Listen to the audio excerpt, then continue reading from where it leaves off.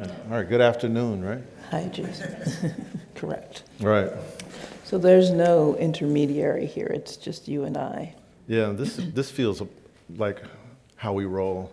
It could be how we roll if we had seen one another in the last couple of years. Yeah, It's that's been also intermittent. right. I think during the pandemic, we traded messages Yeah. when we felt scared living in New York, and when I don't know, and when somebody would tell an off joke to one another. So, I think that's how artists depended on one another, Yeah. because we couldn't see each other. Yeah. So I would Yeah. send you a random message every once in a while. Check-ins and about the kids. So we're here today to discuss the caravan and other things. But I guess, Molly mentioned something I'm always thinking about with you is you've been collaborating a lot with all kinds of different artists, including me, and I'm feeling very fortunate that you've been my accompanist for a while. But how did that get started for you, thinking about? Well, the piano in itself, in its normal state, is an accompanying instrument, right? It's like many kids hopefully have a piano teacher or a choir director that stands at the piano and plays something, and then the people start singing. Right, it's always there as like the buffer, right? The thing that people sink into, or if you keep it in your house, the things you put your family photographs on top of, or your beer, what I mean? Or, yes. And so I always think of it not only as like an instrument and a piece of sculpture in a home, but also the thing that can house all the feelings too.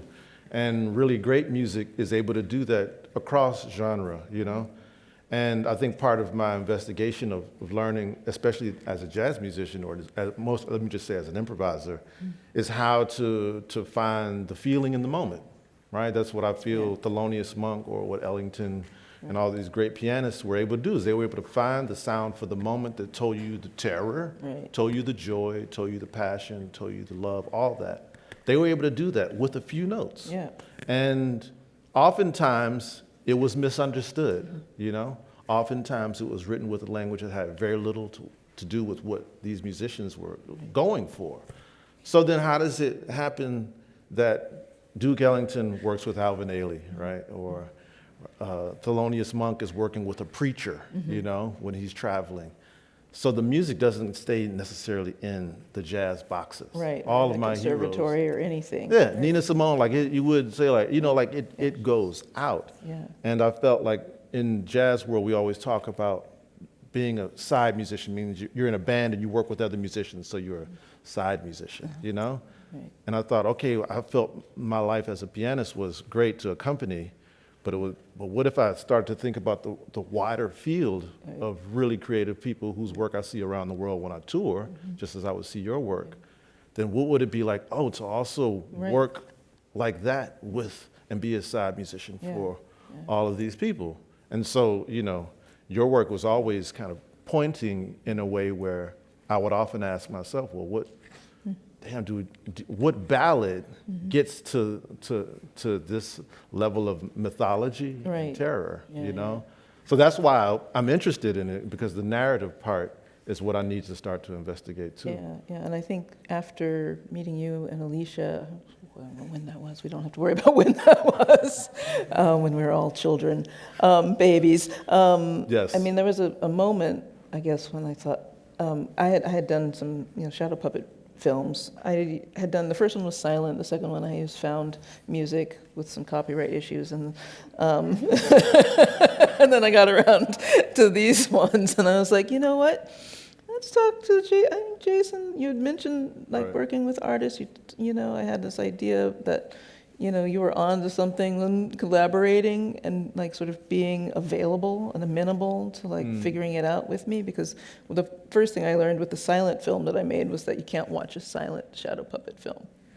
It's painful in a way that's actually not. It's not an interesting painful. It's it's just it looks like something was forgotten. The artist made a mistake. And that's what was the case. So you and Alicia collaborated, I believe, and scored these two films, Lucy of Pulaski, which is kind of a, when you work with shadow puppets, it turns everything into kind of comedy in some ways, comedy farce out of tragedy. But I was taking very small transcripts out of the historical record from the National Archives, the Freedmen's Bureau, archives of atrocities that were committed across the South during Reconstruction. And I had this idea that I was going to do a grand suite of them, but so far I've done two. But Lucy of Pulaski was one about a race riot, and then this other 6 miles from Springfield on the Franklin Road was detailing an incident, a racist attack on a family in the night. When you are in the archive, which I think is a really important part of this city, is the record keeping, here particularly. But when you're in the archive, we all look through our own photos, even if we're looking through our phone photos, which is its own archive. But when you find a story like 6 miles, what is it that says, what else is? I mean, it's kind of, I always feel like I'm not even an amateur historian, I'm a bad historian, because I kind of get like a little bit, I get part way in and then I get overwhelmed. But this 6 miles was interesting because it was so brief. There were sort of two sort of transcripts, copied down, and one was from the point of view of the young girl, and the other was a description of what happened by her brother. Wow. And the brother's statement is maybe a paragraph, and the girl's statement is like 2 sentences. Wow. And it was so much in those 2 sentences, and I just thought it was just a day, a day like any other, kind of. And then this atrocity happens, and this is like the meter, I guess, of African American life, and particularly in that era, but in all of our eras. And I wish sorry, I don't have a clip of it. We'll have to find one online. But the music that you and Alicia composed is really heart-rending. Well, it brings the gravity that maybe is missing when you're sort of just looking at hands moving paper around, paper puppets. I mean, that's maybe what was charging about it. And I've been working probably at that time with Joan Jonas, and been thinking about narrative and painting through the piano for her performances. And but when you shared this subject, then all of a sudden was how do you score an atrocity? And also when you're working on a piece of film, you have to watch the film probably 3,000 times. So you're watching scenes of horror 3,000 times. And it never loses its impact, because the story is real, that these are real people, that the girl tells 2 stories about like something she'll never forget. Her ancestors don't forget, rest wherever they are right now. And but that also was the charge that I felt was missing in how I was taught how to play music, right? So we're talking about John Coltrane in the 1960s without all the riots. So we're just acting like John Coltrane is making all this great music, these long, wild solos on the saxophone for 30 minutes straight, as if nothing is happening outside. Right. And it was a disservice, and it continues, I'd say, a disservice to many musicians who are taught that the music lives outside of the construct of what America puts on the music. And I said I wouldn't be that teacher, right? But it was through working in the scenarios that you and Lorna Simpson and Ava DuVernay and Joan Jonas and Adam Pendleton and Glenn Ligon, all of you put up a scenario that says, you can't approach this like just a set at the Kennedy Center. You're going to have to really think about what you play right here, with as much thought as we have. Well, I think it winds up being really conversational too, because I think, for me and my work, a lot of, and maybe this comes from a sort of academic art training in some ways, that the importance of the thing kind of gets sidelined.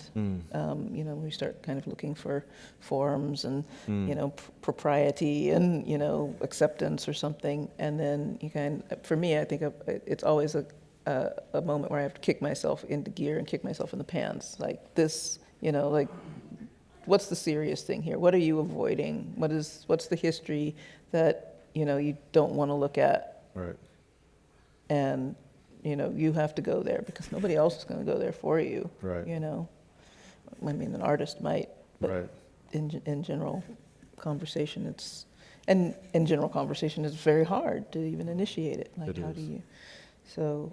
And it's not really a map that someone says, oh, if you do A, B, and C, Right. hey, Yeah, like you're good. breathing. We were talking about breathing techniques. Like, if you just do these, this, and you eat these greens, Yeah. it's solved. Yeah. But it's ongoing. It's ongoing. There's these hiccups always in the road. I think with art making, where there's beauty and there's just lyricism, and you can be very attracted to and seduced by and good at even, and then you pull back, pull away, look at the big picture, and say, wait a minute, like you said, like how did this solo happen? Yeah. How did this kind of how did these world events shape this moment in art and music? And I like when you say, like you read the story up to a point and then you get overwhelmed, because I think the overwhelmed part then leads to the action part. Right. I mean, it's like it's like you stop, you do, and you start doing something, and then kind of come back a little bit later, just so you know. Yeah. But I'm sorry, I have to backtrack for something that you said about the piano as an object and a sculpture and a piece in the house or in the home that opens things up, because the immediate image that came to mind is my mother has her mother's piano. Wow. But she didn't acquire it until about 1999 when my grandfather passed. But she talked about it all the time. I hope this is being recorded. Maybe she'll not like this, but she played piano. My grandmother was a trained pianist. She went to the Hampton Institute. Wow. She was very young. She had talent and was going places, and then that didn't exactly work out. And so the piano was always weaponized in my mom's conversations about, what she could have done, how that didn't work out. Some of it had to do with marriage and children and all, and then everything else that comes with it, race and gender and just the possibility wasn't there for her.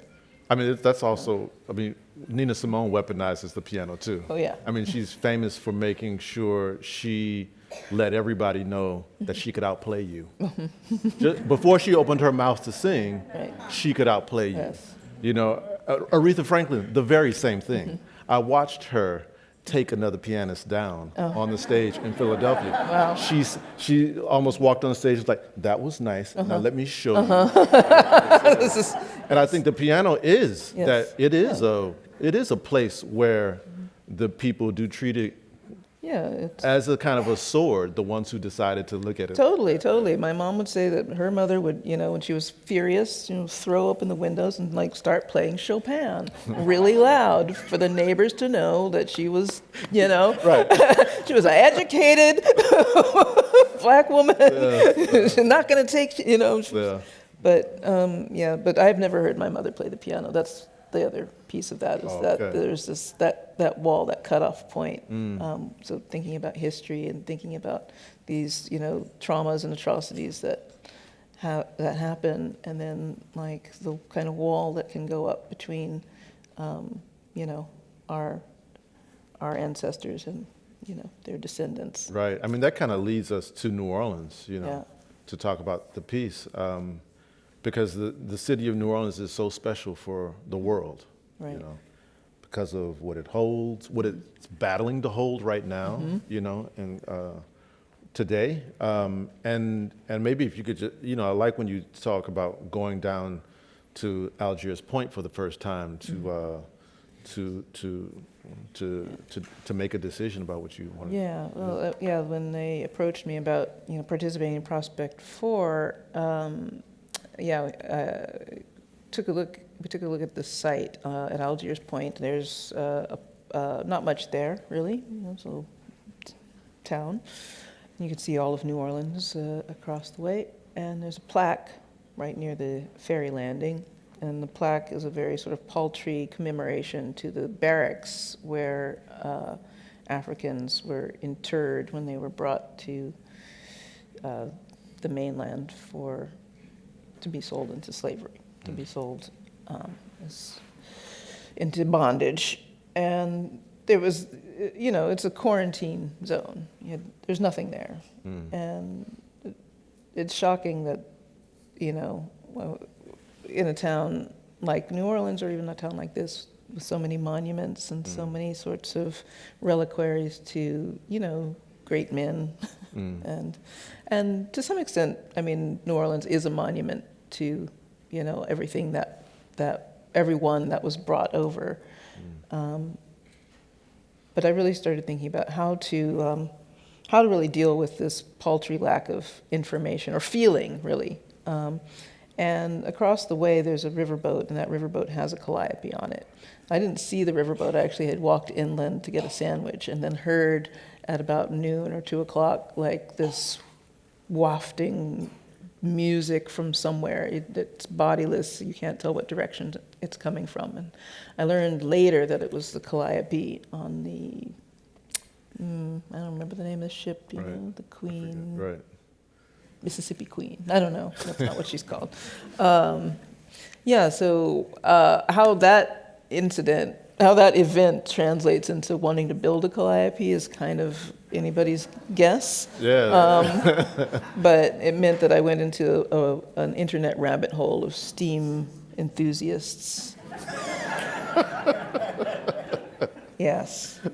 And within that subset of steam enthusiasts, I met a man named Kenneth Grifford, who is pictured here on your right, my left. And he built this 38-note calliope as part of his hobby. He had a 10-note calliope on his little boat that he takes out on his lake and annoys his neighbors with. He told me this. Oh, the neighbors don't always like it. And we went out to LaPorte, Indiana on a field trip after I had agreed to purchase this calliope. And I roped Jason into taking a look because I was working with a musical instrument that I don't know how to play. See Grandma's piano.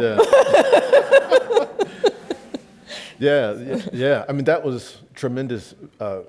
One, when you find a community of people who are like into another world. Yeah. And I like people who are, into something so much that they annoy their neighbors. Yes. I think it's very healthy. Actually, I shouldn't say that. I don't think it's healthy. Watch me go back to my New York apartment. But I mean, and when the moment met, when we got to LaPorte and we walked up to this steam museum that is really about kind of steam trains, engine trains, Yes. And this would be a place where the boiler could be hooked up to the Yeah, that was the idea, was that he had these friends at the steam museum. They had this giant boiler, which is the white object there, and wood-fired boiler, and we could hook it up and play for as long as we like, and we don't have to wrangle with all the technology.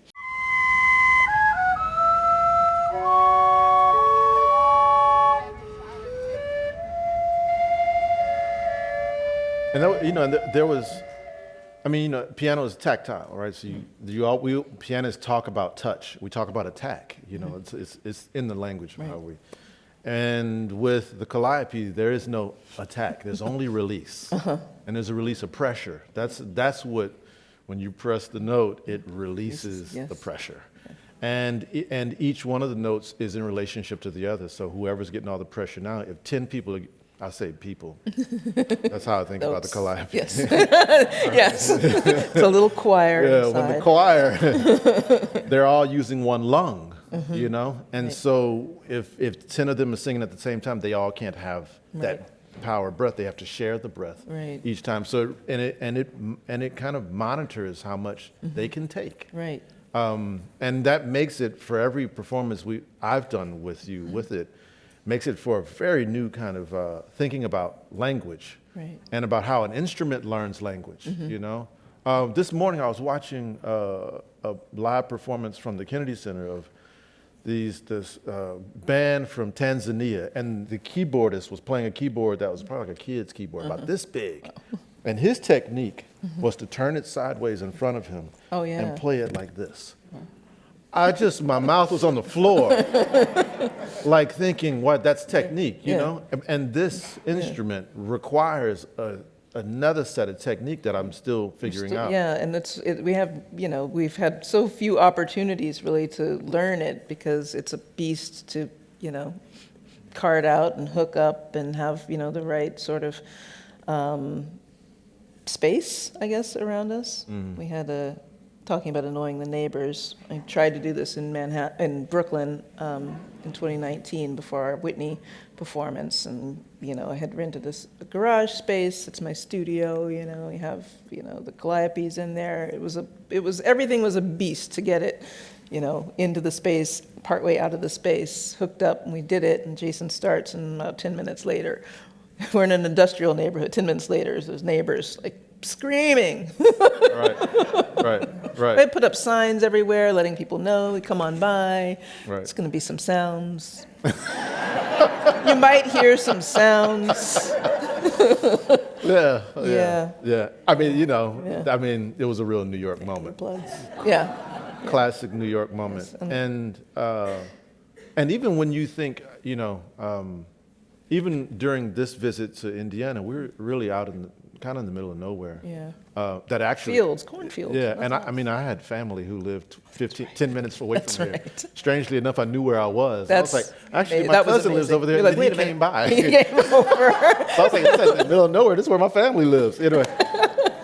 So here we were, right? And then when I started trying to play the instrument, right? A lot of the comments were like, "Yo, can you play something we know?" And when I would try to play something that I knew, it sounded like another world. I was like, "Wait, that's not it." Not I'm quite. playing the right notes, you all, but it just doesn't sound right. Because it doesn't really do notes And very it doesn't. well. Right. It just does steam. It does steam. And that's about talking about learning new languages. And basically, it's like the metaphor and the reality is trying to teach an antiquated machine like America how to sing its own liberation. It's a hard process. It doesn't always want to do it. So that's exactly it. That's exactly it.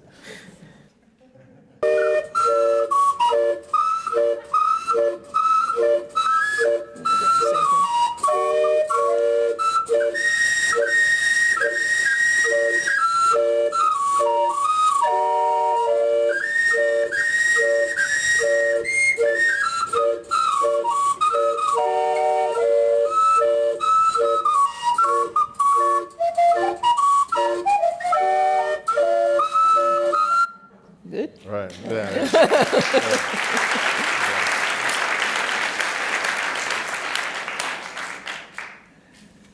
I have to show this, even though Yes. it's a little bit.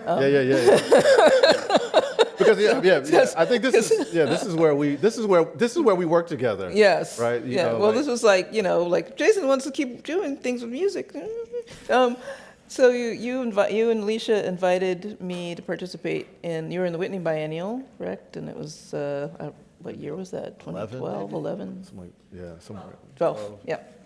And you had the whole 4th floor, 5th floor, like all to yourself performance collaborations with many, many artists, and you happened to say, "Is there anything performance you want to do?" And yeah, something like that. And I thought, I kind of had something I thought about a long time ago. Not a performer, blah blah blah. So Brown Sugar, the Rolling Stones' Brown Sugar was the goal anyway. Mm-hmm. No, we don't have to say any other word.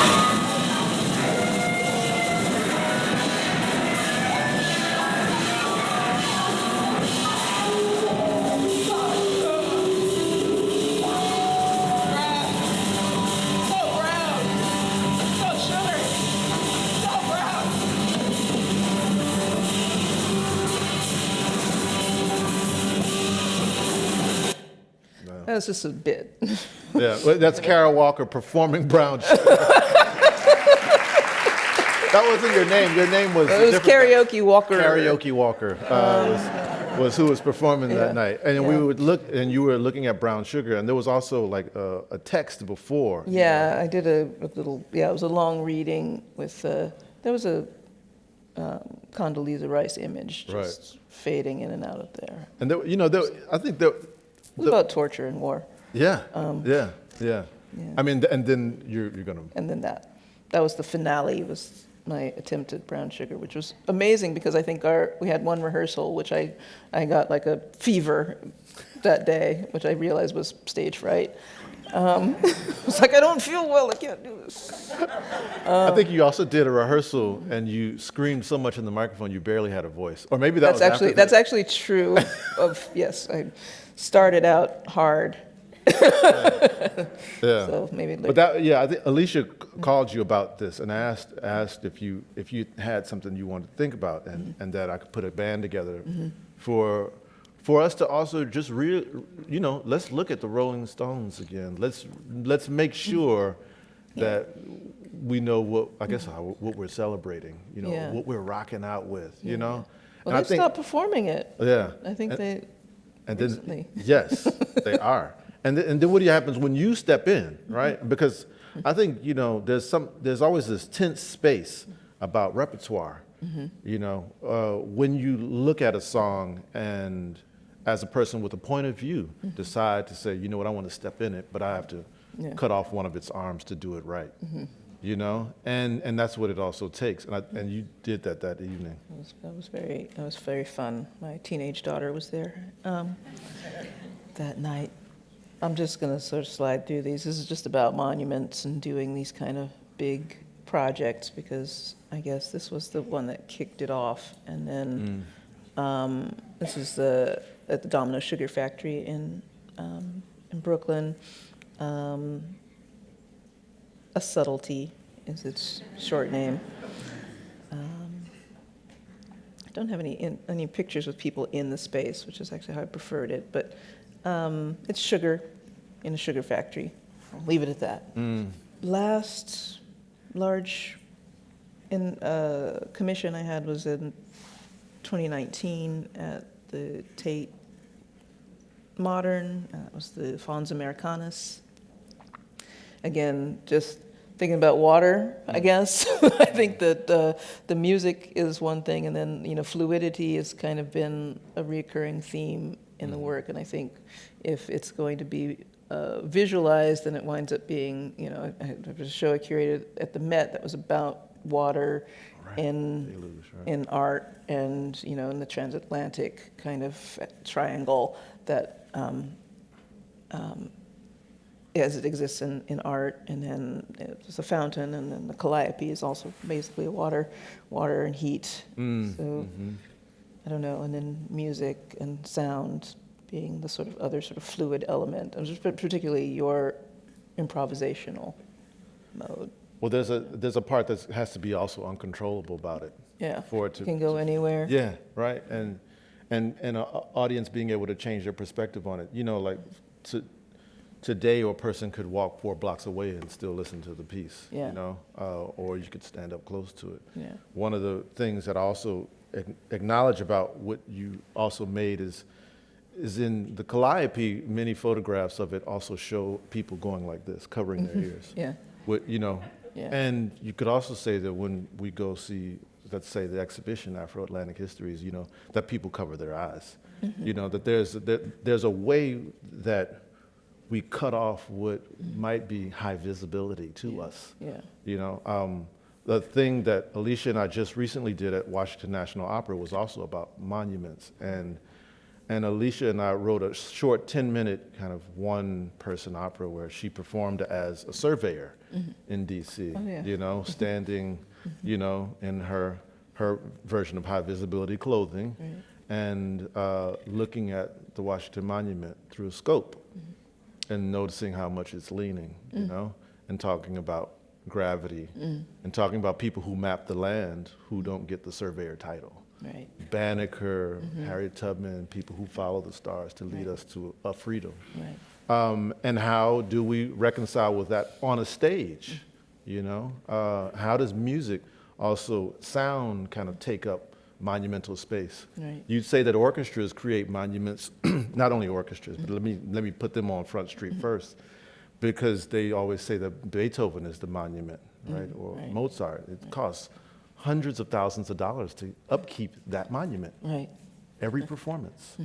It's not cheap to do that work, to uphold that every season Right. across the world.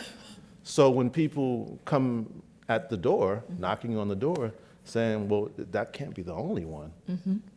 You know, I mean, Duke Ellington is from DC, you know? Like Frederick Douglass's house is around the corner, you know? Like where do we start or where do we stop? And I think part of what I have loved about watching you continue to make this kind of work that takes up space and then shouts out conversation is that it does ask people, like at some point you're gonna have to pull those hands down from your ear. Right. And you're gonna have to hear it because people aren't shouting for no reason. Right. You know, there's a real terror to acknowledge and anxiety to acknowledge for the person who's shouting.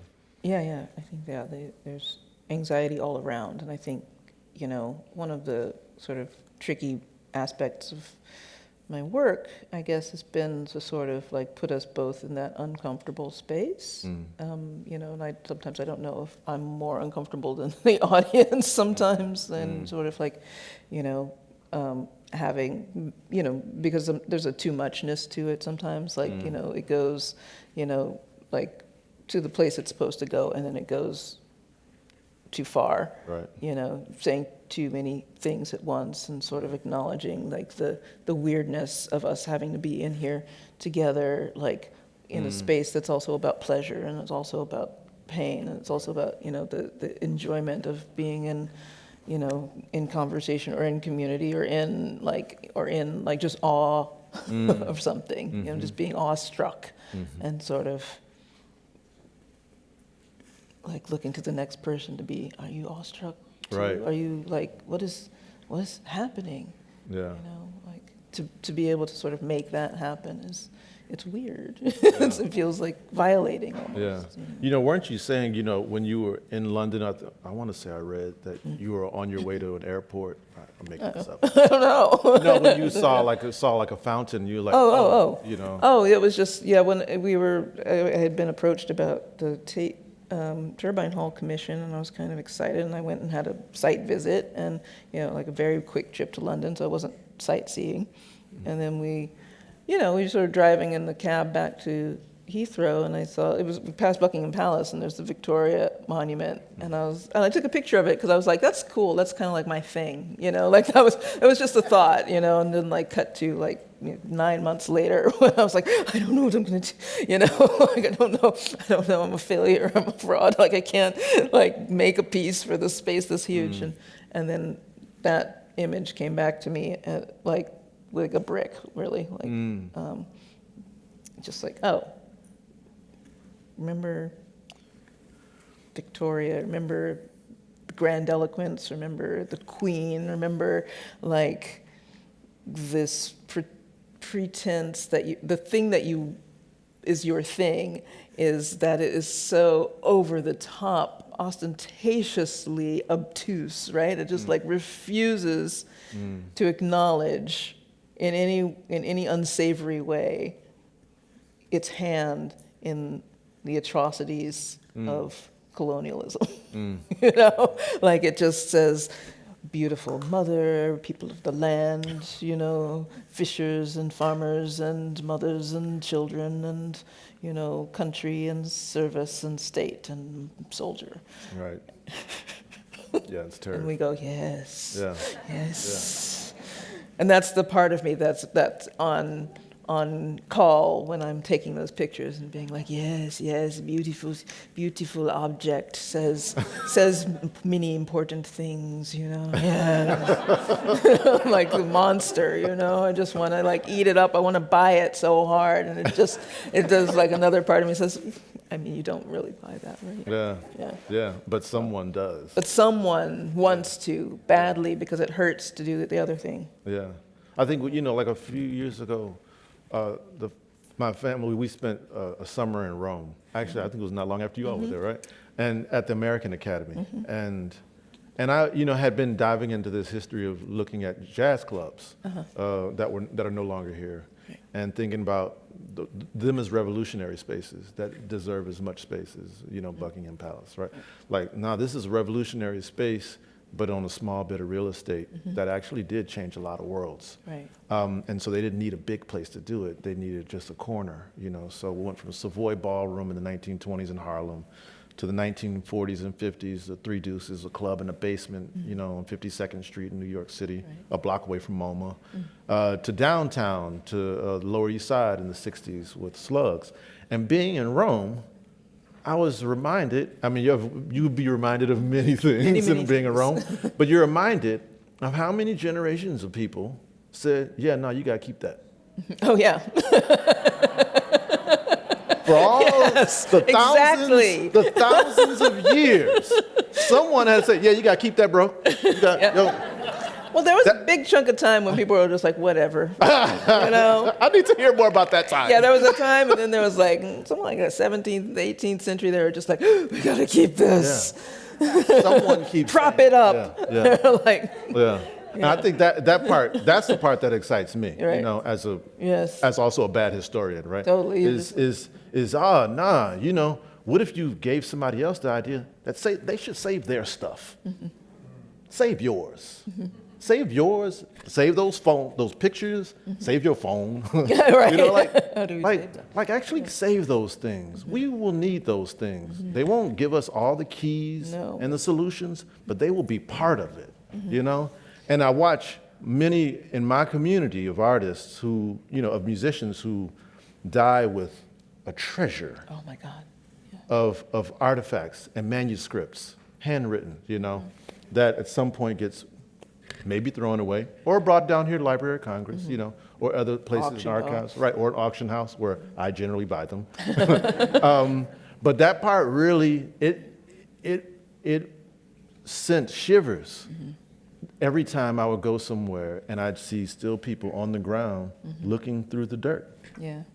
and saying, no, there's something under there. And meanwhile, when I got back to New York, in Harlem on 125th Street and Lenox, they were tearing down the club that had been there 75 years, Lenox Lounge. Yeah. They were tearing it down. Not only did they tear it down, they did a root canal in Harlem and dug it out, and they put a bank there, a sad bank too, And I thought, this is, like, there was no one there from the city that said, well, let's Yeah. make sure that we look under here before we dig. Right. No. There's none of that happening in New York City. That's an island. I know. And that part sends that actually starts Yeah. sending me to, in the same way that I Yeah. think you make these, like, there's something else to see, there's something else to imagine about these spaces too. Yeah, that's tragic. I didn't know about that. It's constant. It's happening in DC right now. Well, I wouldn't have to act like we don't see it when we walk to parts of Southeast, Like, it's happening here. And look, Bohemian Caverns, one of the greatest jazz clubs in the world, is here, and it's sitting shuttered. It's still there. Maybe we're just in a moment where people are just kind of like, whatever, and maybe somebody's going to continue to keep it Right. and save it. But that's a place where for many generations, people got their clothes together and went to go in a basement Yeah. and listen to some music. Nice. And that, for me, that's not a thing that can be transacted on, like, here's your ticket and you get a receipt for what you just experienced that night. You have to live it Right. and feel it and then Yeah, share you it. have to feel. So then things get, knocked down, torn down. Histories are sort of like, rediscovered by people sharing stories, telling stories, showing pictures, whatever, memories. And then there's that kind of weird problem of like wanting to memorialize the thing that didn't get kept.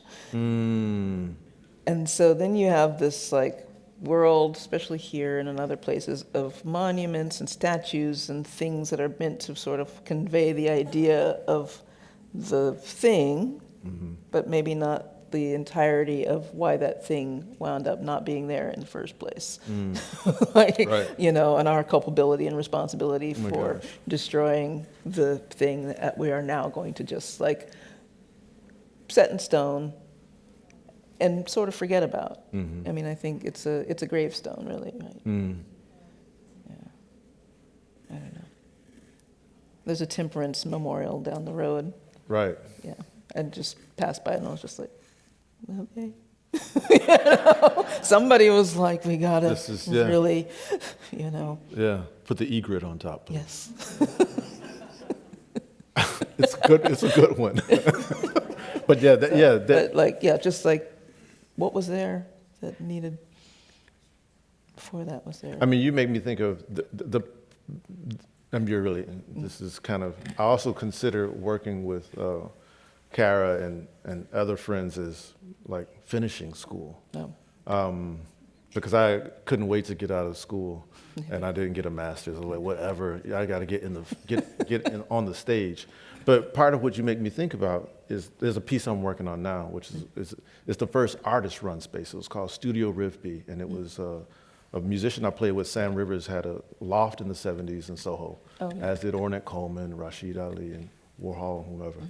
But Sam Rivers had a spot, so it's artist-run, you know? And like Intozaki Shange is rehearsing for Colored Girls there in this space, you know, and it's a small space. But when you talk about, you know, though I've been thinking about the stage, you also make me think about the thing that destroys the stage, you know, or, well, we think about what Soho has become now. Right. Joan Jonas still lives Yeah, I in know, her she's spot. right in there. But it does make me think that there is an element that I'm going to have to consider about the doom that is impending for this space. Right. And that though I've made a piece about the Savoy Ballroom, that also, you know, it's a dollar store now. Right. Yeah. Like, what is its whole history? I mean, Yeah. it's like talking about Rome, being in D.C., walking down these grand avenues and thinking these guys were trying to model this, you know, seat of government on these sort of Greco-Roman kind of ideals, but which were only really appreciated as ruins by the people who were building this. Oh my God, And right. so, and it's like, you know, any of that sort of neoclassical sculpture where they kind of like emulate the, you know, Venus, but they leave it all white marble without realizing the sort of gaudy colors and life and changeability and graffiti and everything that lived in those pieces as living pieces. So they sort of built this weird funerary space to an architectural ideal without any of the kind of like stuff of life. And so it's easy to imagine it in ruins, which people in Hollywood do all the time, I'm sure, because it would, in the act of destroying it, it kind of gives it the life that it was meant to have. Ooh. Yeah. Should stop. That Yeah. we have to do a performance. Yeah, we have a performance. And by we, I mean...